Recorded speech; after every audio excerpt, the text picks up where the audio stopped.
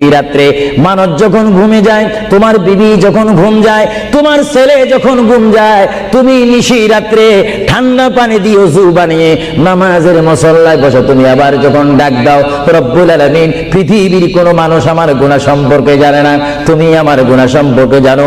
আমি এমন গুনাহ করেছি আমার বিবি জানে না, বিবি গুনাহ করেছে আমি জানি না। আল্লাহ তুমি সব কিচ্ছু জানো, হে আমার প্রভু তুমি আমাকে মাফ করে দাও।